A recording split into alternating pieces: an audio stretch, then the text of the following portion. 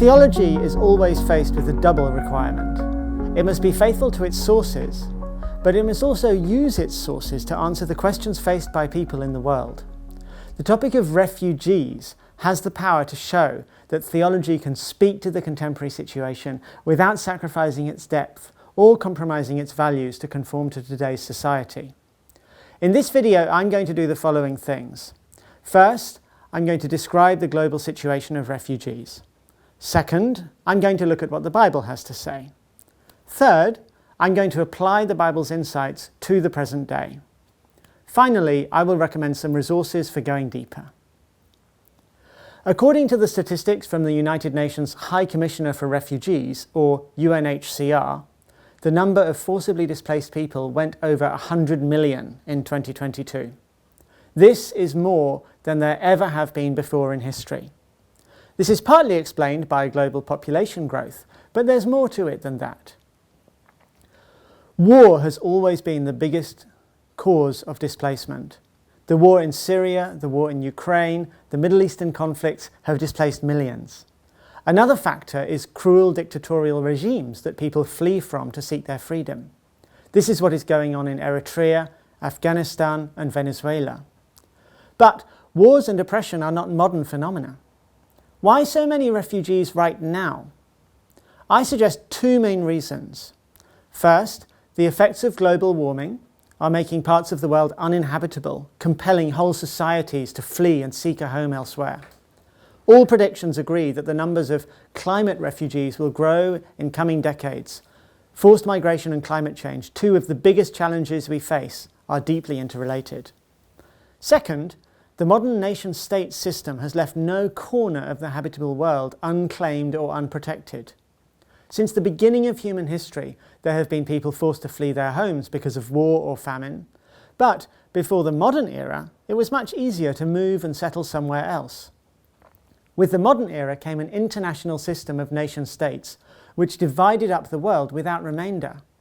There is no longer any habitable part of the planet that is not claimed by a nation-state and protected by a border. There is no neutral ground or territory anywhere. When people flee their nation-state, they have no option but to enter another nation-state, which has the power to grant or refuse them entry. But what is a refugee anyway? There are many terms bandied about, and not everyone is clear on what they mean. What is the difference between a refugee, a migrant, an asylum seeker, etc.? Here's a handy definition chart. A migrant is someone who has left their home nation for any reason at all and is living in another nation, whether for a few days or a few years or permanently. A forced migrant is someone who left their home nation because they were forced, i.e., to preserve their life or freedom or to avoid violation of their basic rights. An asylum seeker is someone claiming to be a forced migrant who has asked for protection from a foreign government. This is always a temporary situation, while the government examines their case to see whether they will grant or refuse asylum to this person. A refugee is then someone whose asylum claim has been accepted, i.e. the foreign government acknowledges them formally and grants them all the rights and privileges of a refugee under the UN Convention. What is the UN Convention? In 1951, the UN established a formal definition of a refugee for all nations in the UN. Article 1 defines a refugee as someone who, owing to well-founded fear of being persecuted for reasons of race, religion, nationality, membership of a particular social group or political opinion, is outside the country of their nationality and is unable, or owing to such fear is unwilling, to avail themselves of the protection of that country, or who, not having a nationality and being outside the country of their former habitual residence, is unable, or owing to such fear is unwilling, to return to it.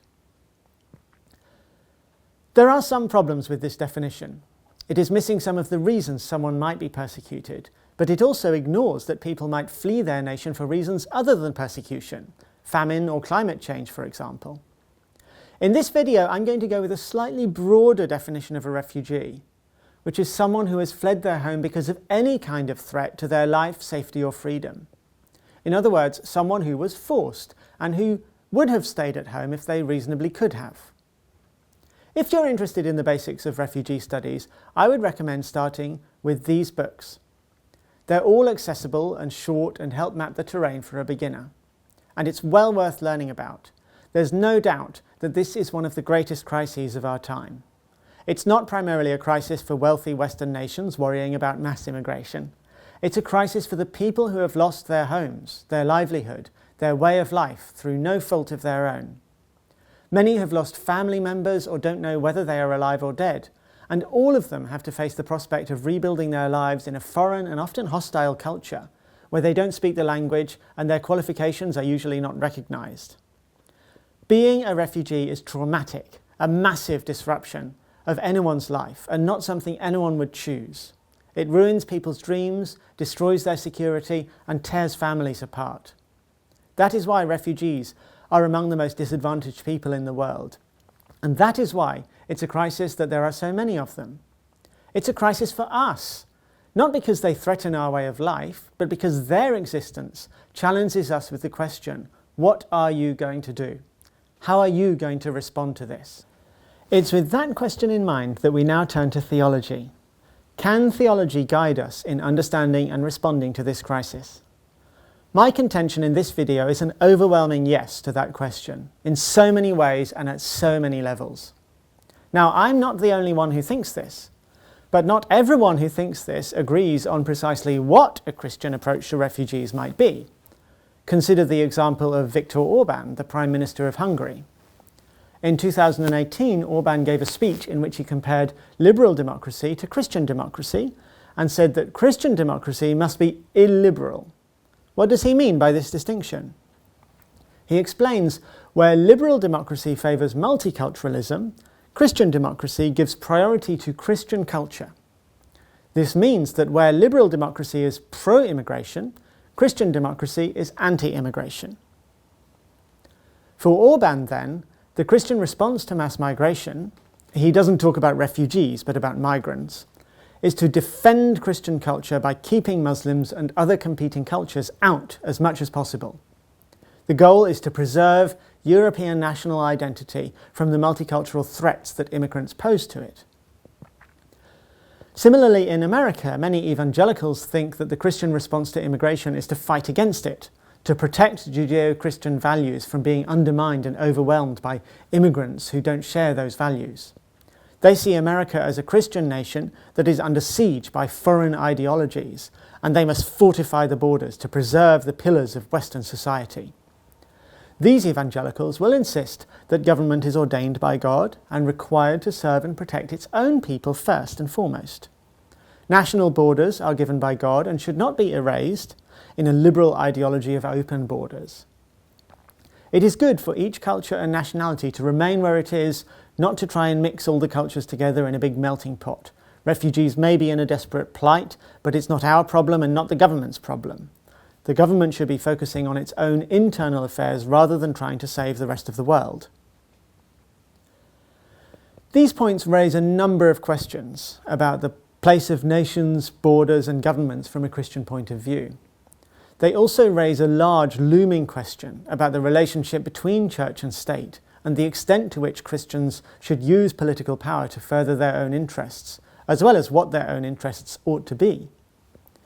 We shall find that the topic of forced migration leads quickly to very deep and difficult problems in political theology and in ethics, such as one's relative responsibility to help one's own kin versus one's responsibility to all human beings.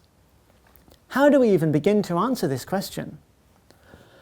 I think that all Christians can agree on the Bible as an important starting point. So before we answer any of these questions directly, let's start by looking at the Bible.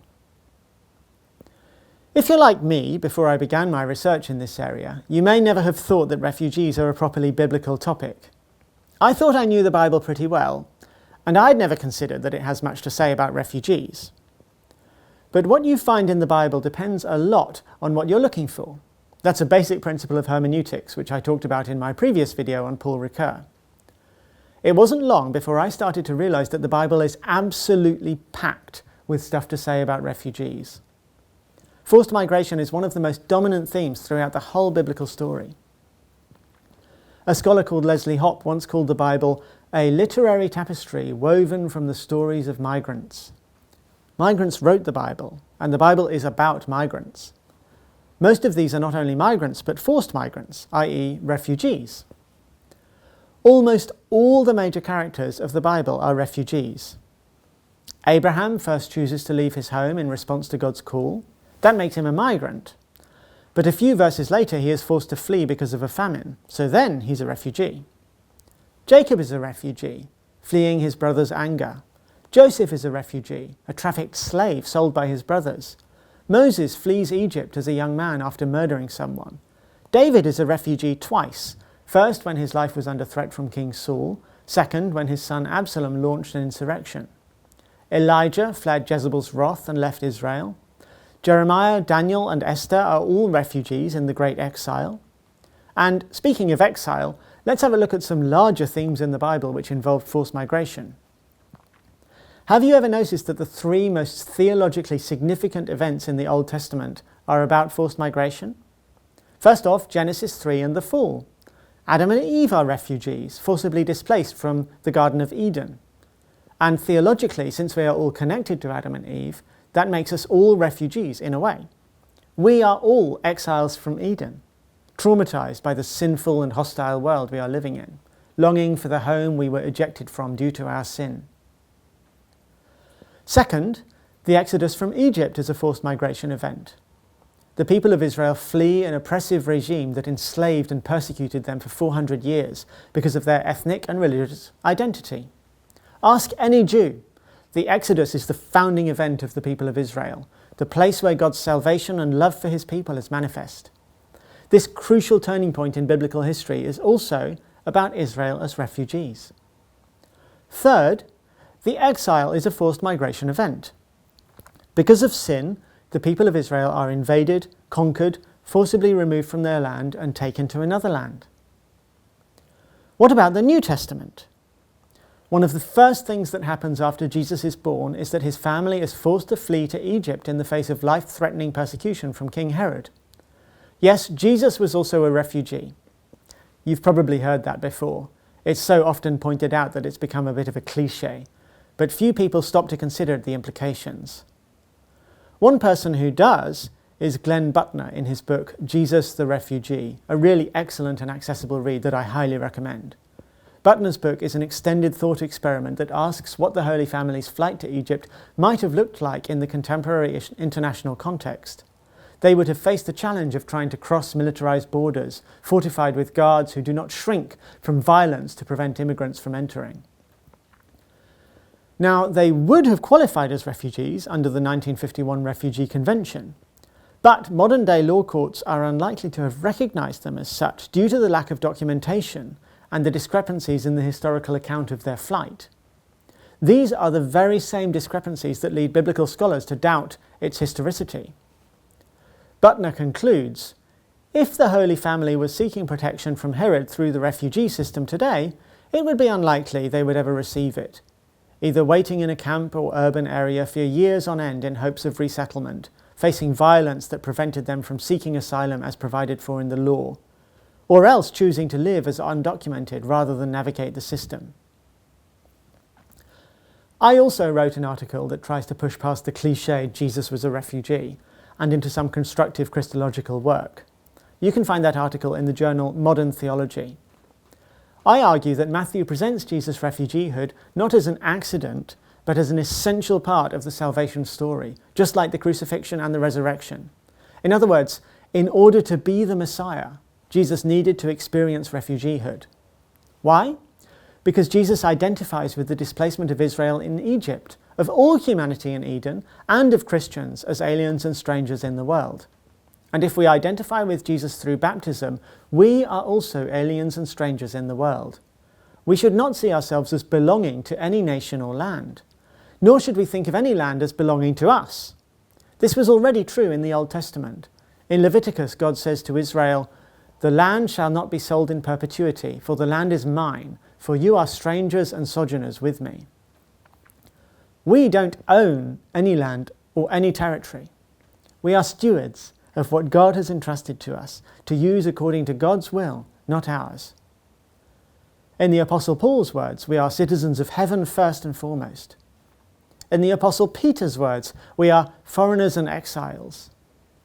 If we are starting to think of refugees in terms of them threatening to occupy our space, our home, invade our culture, then we are not thinking of ourselves as foreigners and exiles. If our reaction when we see refugees is discomfort, a disruption to our comfortable lifestyle, then we do not think of ourselves as foreigners and exiles. We are too attached to this world. If Christians are by nature aliens and strangers in the world, then this also breaks down the us-them division between natives and refugees. They are not other to us. They are not different fundamentally. They may have undergone horrific trauma and tragic loss of livelihood, culture, family and home, and in that they may be different from us. But what unites us to them is our common alienation from the customs and ways of the place we are living, and our longing for our true heavenly and eternal home. And that is deeper and more fundamental than any differences in experience or nationality or culture or even religion. But the Bible doesn't just tell stories about refugees. It also talks to citizens about how they should treat refugees. It has two main messages. Treat a refugee exactly as you would treat a native, and love and provide for refugees who lack resources to provide for themselves. Let's look at each of these in turn. In the book of Numbers, God says, "There shall be for both you and the resident alien a single statute, a perpetual statute throughout your generations. You and the alien shall be alike before the Lord. You and the alien who resides with you shall have the same law and the same ordinance." This is one of more than 30 places in the Torah where God commands equality before the law of citizens and immigrants. No other command is repeated so often, apart from the command to recognize God's supremacy. Why? Why such a huge emphasis on ensuring the stranger is treated just like the native? Perhaps because of the natural human tendency to do the opposite, to discriminate, to ostracize foreigners. The stain of original sin means that xenophobia is a constant temptation against which we must battle, just like other temptations. Our sinful nature means that we are primed with fear and defensiveness when we encounter otherness, people who look or behave differently to ourselves. We perceive them as a threat, as inferior, or simply as not part of our group and therefore less worthy of our attention. God knows that we need to be trained and constantly reminded to see otherness not as a threat, but as part of the beautiful diversity of God's good creation, in which each of us uniquely reflects part of God's image, and where the full image is only seen in all of us at once. Humanity is in the image of God more than any individual human. Racism and discrimination are so pervasive and so close to the heart of all that's wrong with humanity that God goes to great lengths to counteract it. In his law, he hammers home again and again and again that nationalist and racist discrimination is unacceptable. Justice demands racial equality and the equality of citizen and stranger. But justice is not the only thing God commands. He commands his people to go beyond justice into love. Let's look at 3 key Bible passages adapted from the New Revised Standard Version. "When a ger resides with you in your land, you shall not oppress the ger. The ger who resides with you shall be to you as the citizen among you. You shall love the ger as yourself, for you were gerim," the plural of ger, "in the land of Egypt. There shall be for both you and the ger a single statute, a perpetual statute throughout your generations. You and the ger shall be alike before the Lord. You and the ger who resides with you shall have the same law and the same ordinance. You shall love the ger, for you were gerim in the land of Egypt." There can be no doubt about the attitude of love and welcome towards the ger expressed here. But who is the ger? As we saw in previous passages, the NRSV has it as alien or resident alien. Other translations have stranger, sojourner, foreigner. But these are all only partly accurate. The ger is not all foreigners or even all immigrants. a wealthy merchant, an independent traveller, or a soldier in an invading army would not count as ger. In fact, biblical Hebrew has 4 words for foreigner. First, nokri or nekhar refers to any foreigner, usually one living in a foreign land but potentially passing through Israel. They are independent and neither need nor seek any financial support or integration into Israelite culture. Second, zar can be used interchangeably with nokri, but is sometimes used of an Israelite who is excluded from a particular activity, such as a non-Levite in a cultic rite. It could loosely be translated as whoever does not belong to the group being discussed. Third, toshav is usually a passing traveller or hired slave. Whatever their financial situation, their presence is understood to be temporary. Fourth and finally, ger, plural gerim. This is the most significant word. The Torah contains over 70 laws about the ger, of which the above mentioned are representative examples. The definition of ger has been hotly disputed in the USA in the context of debates over illegal or undocumented immigration.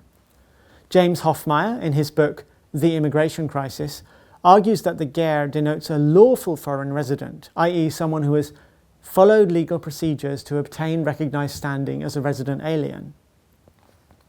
If the government has not officially given them entrance, then they are not ger, so the Bible does not require anyone to love and welcome them.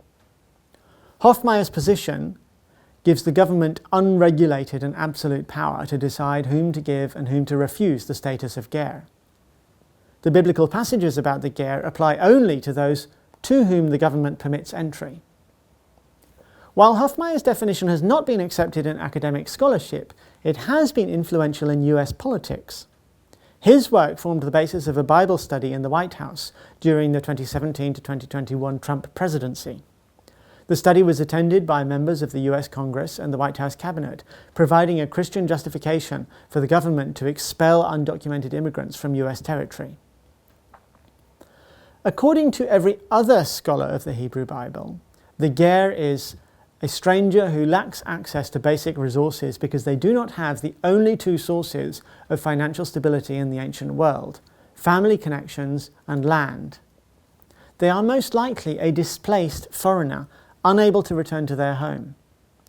In other words, there is a good case for translating ger as refugee. Whether or not someone counts as ger is decided not by the government, but by their situation of social and financial disadvantage and instability. We are commanded to love them regardless of their standing before our government, but because they are in need and we have the means to help. Now, I just said that refugees are in need, but before I go on, I should offer a warning. To talk about refugees as in need is not meant to imply that refugees are needy people. They are almost certainly tougher and hardier than we are, and they have endured in spite of massive disadvantage.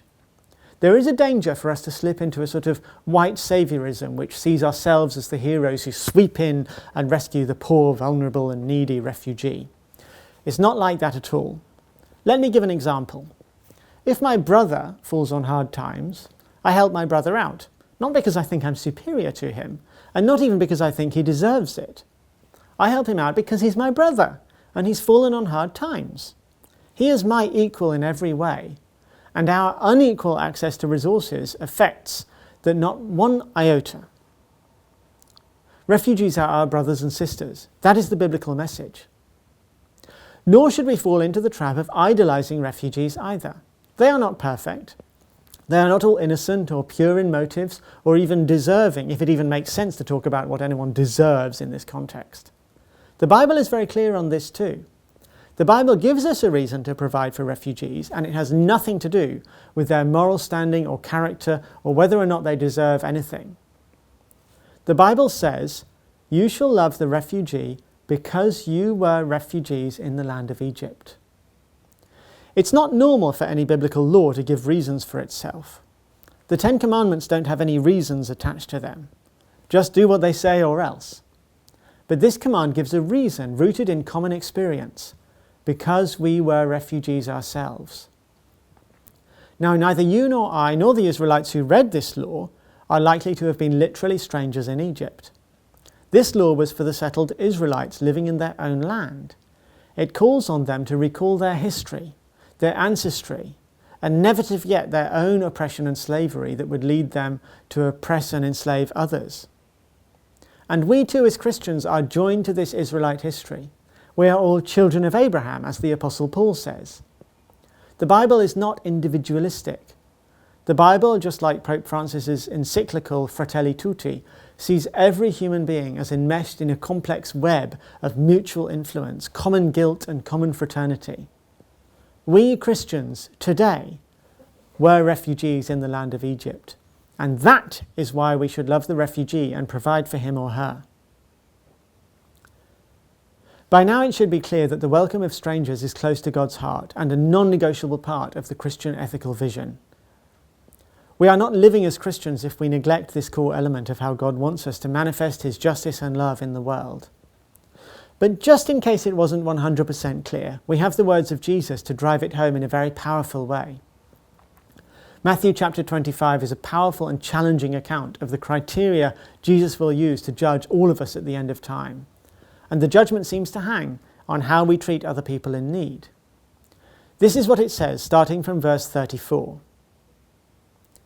Then the king will say to those at his right hand, "Come, you that are blessed by my Father, inherit the kingdom prepared for you from the foundation of the world. For I was hungry and you gave me food, I was thirsty and you gave me something to drink, I was a stranger and you welcomed me. I was naked and you gave me clothing, I was sick and you took care of me, I was in prison and you visited me." Then the righteous will answer him, "Lord, when was it that we saw you hungry and gave you food, or thirsty and gave you something to drink? And when was it that we saw you a stranger and welcomed you, or naked and gave you clothing? And when was it that we saw you sick or in prison and visited you?" And the king will answer them, "Truly I tell you, just as you did it to one of the least of these who are members of my family, you did it to me." The key part for our purposes is the bit where Jesus says, "I was a stranger and you welcomed me." There is some dispute among biblical scholars over whether Jesus is identifying himself here with any stranger or only with Christians. Some people suggest that members of my family only means the church, and that Jesus is saying that he will judge non-Christians by whether they have been nice to Christians or not. In response to that, I would only note that everywhere else in the Gospels, Jesus widens the ethical vision given in the Old Testament. His ethics of sexual behaviour, lying, divorce and violence are all more universal and fundamental than the Torah.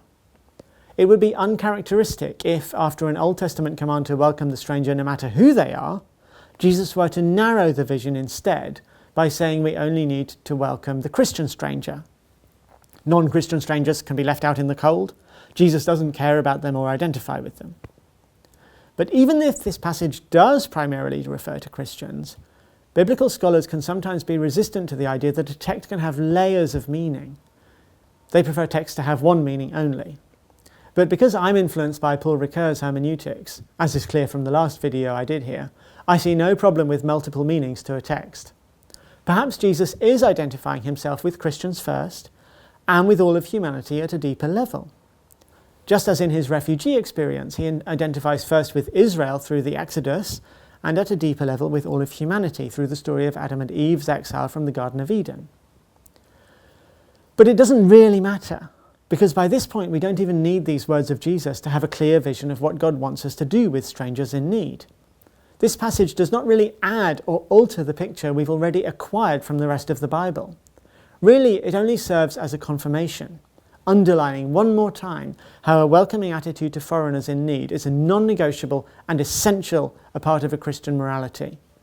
We are not living the Christian life if we are not doing this. There's so much more to explore in the Bible on this topic. I would especially recommend these books as a starting point. It is a rich treasure trove of discovery where we can learn about all God has to teach us about migration, land, the meaning of home, the meaning of hospitality and welcome, and why hospitality is such a central virtue in the New Testament. But at some point we must move from exegesis to application. What does all of this have to say to our contemporary situation? Should Christians be advocates of open borders and let anyone live wherever they choose? Should Christians even use political power to impose their values on a nation that is not predominantly Christian? Should we welcome people without even asking their intentions, even if they might be terrorists, even if they are not really refugees, but opportunists, economic migrants who simply want a more comfortable life? Won't they take our jobs, change our culture beyond all recognition, and cause us to lose the way of life we value? Shouldn't we focus our attention on caring for those nearest us? Surely we have a greater responsibility to provide for our own families and to keep them safe. These questions are not only really important, they are common, and you have probably heard some of them before. The biblical vision of care for the stranger may sound naive and unrealistic in the face of the mass immigration we witness in the present day. So let's deal with these questions one by one. First off, the Christian take on international politics does not necessarily imply open borders. In fact, none of the scholars whose books I recommend in this video are advocates of open borders. Neither the secular refugee studies scholars nor the Christian theologians. Nowhere does the Bible say that we should open our doors to anyone who asks to come in, regardless of their intentions, status, financial security, or anything else. Let's remember that there were 4 words for foreigner, and it was only the ger, only the disadvantaged stranger, who the Torah speaks about at great length. A nation-state is perfectly within its rights to limit immigration in the case of people who are not facing dire, life-threatening situations in their own country. Doing this might not be a sensible economic strategy, but that's a whole other issue. But there's another reason to reject an open borders policy, because doing so would make poorer states vulnerable to the predatory action of wealthier ones. Rich businesses could simply invade poor countries and take whatever resources they wanted, and those poor countries would have no legal recourse to stop them. As well-intentioned as the open borders policy is, if it was implemented, it would actually backfire on the most vulnerable and weakest in our global society. Secondly, the biblical vision of care for the stranger by no means implies naive and indiscriminate welcome of anyone who asks to come into your home, regardless of their intentions. As much as hosts have an obligation to be hospitable to those in need, strangers also have obligations to abide by the laws and customs of the land they are in. Let's have a look at another Bible verse to clarify this. It's one of the only places where we see 3 of the Hebrew words for stranger all used together. The defining of the Passover in Exodus 12, 43-49. Remember, the Passover is the sacred meal that constitutes Israelite identity, like the Eucharist for Christians. And in this passage it tells us that the Nokri cannot eat the Passover, that is, any foreigner. The Toshav, the temporary servant or traveller, also may not share the Passover. Only the Ger, the refugee, may eat the Passover, and only if they get circumcised. In other words, if the Ger wanted to fully integrate into Israel, they had to share the markers of Israelite identity. They aren't welcome at the Passover meal unless they do what every other Israelite must do and submit to the laws of the Torah. But how do you know if they will abide by our customs before letting them in? Aren't we risking letting in countless terrorists? This is a prevalent fear in the West and needs to be addressed. What I want to say is based on this book, Seeking Refuge, which addresses common objections to refugee welcome in great detail with lots of statistics. People are afraid that increased immigration leads to increased terrorism and are unwilling to take that risk. Fear, in fact, drives a great deal of the immigration debate. Fear of what foreigners might do to our precious land, culture, wealth, values, and economy. However, even a passing familiarity with the actual statistics show that refugees pose far, far less of a threat. Even the natives do. In the UK, all of the recent terrorist attacks except one were by UK-born people holding British passports. The one case of a refugee terrorist attack seems to have been more a case of mental illness than anything that involves their being a refugee. In America, your chances of being killed by a refugee are 1 in 3.6 billion per year. That's dramatically lower than your chances of being killed in a car accident. But people don't stop driving cars. In reality, the more you look at the statistics, the more you think that the fear of terrorism is more of an excuse than a real reason. Fear of the other is a powerful weapon in the hands of the enemy to stop us from caring for those in need. and it is a gross injustice to turn away millions and millions of innocent refugees because 0.001% of them have had bad intentions. What about the fear that our culture's values need to be preserved and will be undermined by mass immigration?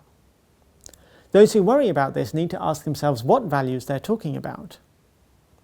When the Taliban took over Afghanistan in 2021, Afghan refugees were brought in aeroplanes to America. An American politician tweeted his opposition to this. He wrote the following: "To protect our kids, our communities, and our Judeo-Christian way of life, we must fight this with all our might." I found myself wondering what kind of a Judeo-Christian way of life this American politician had in mind, if it included shutting the door to oppressed strangers in desperate need.